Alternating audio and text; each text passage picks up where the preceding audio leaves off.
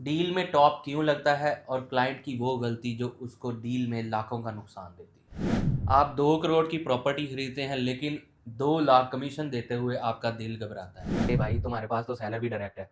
ये 2 लाख तुम अगर अपनी कमीशन से ऐड कर दो, मतलब 1% सेलर से आना था, 1% कर लेते हैं। भाई तुम 2.5 करोड़ का प्लॉट लेने आए हो या तुम चंदा इकट्ठा करने आए हो?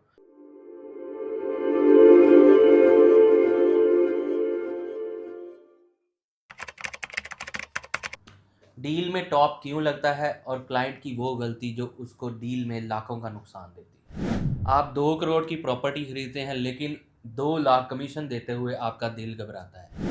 आपको लगता है कि आपने कमीशन कम करवा के एक बहुत बड़ा तीर मार लिया, लेकिन असल में आप नुकसान अपना खुद का कर रहे होते हैं। आज बात होगी इस टॉप और मार्जिन की जो कि आपकी अपनी वजह से इस डील में शामिल होता है। Official rate, real estate association ने 2% का ऑफिशियल रेट अप्रूव किया है कमीशन का, जबकि पाकिस्तान में जो लोग प्रोफेशनल रियल एस्टेट का काम कर रहे हैं वो स्टिल 1% आपसे चार्ज कर रहे हैं, ताकि रियल एस्टेट का काम स्मूथली चलता रहे और आप पे एक बर्डन ना पड़े। जब आप 2 करोड़ की डील करते हैं और आप कहते हैं कि हमने एजेंट को सिर्फ 50,000 देना है, तो आप उस एजेंट को उस वक्त मजबूर कर रहे होते हैं कि वो अपना रिस्क पूरा करने के लिए, अपनी परसेंटेज पूरी करने के लिए पार्टी से टॉप लगाए। अब देखें, जो एजेंट 50,000 पे मान गया वो डील में 2, 4, 5 लाख, 10 लाख का टॉप रखेगा। आपने 1.5 लाख कमीशन तो बचा लिया, लेकिन 2 से 10 लाख का आपने नुकसान कर लिया सिर्फ चंद हज़ार रुपए बचाने के लिए। सो प्रोफेशनलिज्म की कदर करें।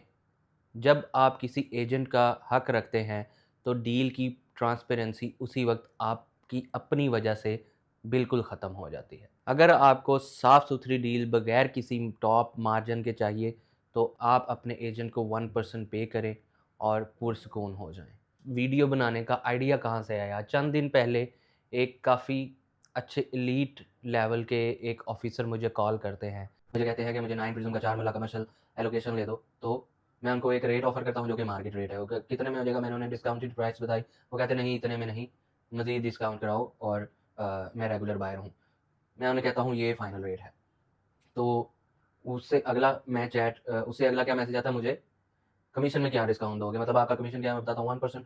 तो वो कहते हैं कमीशन में क्या डिस्काउंट दोगे? मैं चैट बंद कर देता हूँ। ऊपर ड्रॉप डाउन मेन्यू में मैसेजेस आते रहते हैं, मैं रीड कर रहा था, लेकिन मैं जानबूझ के उसको ना रिप्लाई कर रहा था, ना ओपन कर रहा था, क्योंकि जब मैं किसी के साथ एक फेयर काम कर रहा हूँ, मार्केट से अच्छा रेट लेके दे रहा हूँ, तो मैं अपना राइट नहीं छोड़ूँगा। ठीक है, उसको अगर बाहर से डीलर आपको 10,000 रुपए भी काम करने वाला शायद मिल जाए, लेकिन अगर मेरे साथ ये होगा तो मैं तो नहीं इसको टॉलरेट करूँगा और ना ही मैं ऐसे बंदे के साथ काम करना चाहूँगा। तो वो मुझे टेक्स्ट करते हैं कि 175 में अगर आप नेट डील करते हो, मतलब 174.5 में मुझे फ़ाइल दे दो और 50,000 मुझे वो कमीशन देना चाह रहे थे। तो मुझे ये बात बहुत पिंच की इधर भी और इधर भी। तो ड्रॉप डाउन मेन्यू में जो कि मैं ऑलरेडी मैसेजेस रीड कर रहा था, पहले मैं इग्नोर कर रहा था, उस मैसेज में मैंने जाके चैट ओपन करके रिप्लाई लिखा, इट्स अ नो सर। तो आप लोग भी जो एजेंट्स हैं, मैं उनको भी रिक्वेस्ट करूँगा कि आप लोग भी अपने में इतना थोड़ा-सा अपना लेवल बढ़ाएँ कि आपको कोई 10, 20, 50 हज़ार ऑफ़र ना करे, आप अपना राइट कम से कम पूरा लें।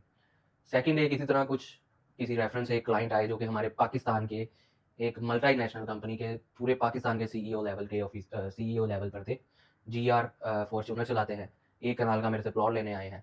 2 कनाल के घर में रहते हैं। तो उन्होंने जो मुझसे कहा, इन शॉर्ट बताता हूँ, डील शील हो रही है, डील में प्राइस सेटल हो गई है। अब उनको पता लग गया कि सेलर भी मेरे पास डायरेक्ट है।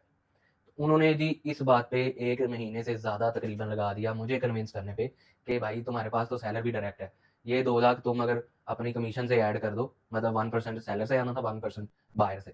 तो लोग तो अपनी डील बनाने के लिए एक साइड होती है तो उसके अंदर से कमीशन एडजस्ट करके डील कर लेते हैं। भाई तुम 2.5 करोड़ का प्लॉट लेने आए हो या तुम चंदा इकट्ठा करने आए हो? नहीं अफ़ोर्ड कर सकते तो ना लो। तो ख़ैर, ये जो चीज़ें होती हैं, ये इंसान की नेचर है लालची टाइप। लेकिन आप अगर किसी का राइट रखते हैं तो मेरा मानना है कि वो कहीं न कहीं से आपके पैसे पूरे हो जाते हैं। आप समझ रहे होते हैं कि मैंने बचत कर ली, लेकिन मेरा ये मानना है कि अगर आप किसी का हक रखेंगे तो आपको ना तो उसमें वो वाली बरकत मिलेगी, ना ही आपका कोई महल बन जाएगा। ठीक है जी, 2 लाख मेरा तुम रख के या 2.5 लाख रख के अगर तुम 2 कनाल से 4 कनाल, या तुम एक हाई लेवल ऑफ़िसर से, उससे भी बड़े ऑफ़िसर, पूरी दुनिया के ऑफ़िसर बन जाते हो तो रख लो भाई। इन द एंड मैं यही कहूँगा कि हमें अपनी डील को सिक्योर करने के लिए आपको अपने एजेंट का राइट नहीं रखना चाहिए। फी मानना नेक्स्ट वीडियो में नए टॉपिक के साथ हाजिर होंगे।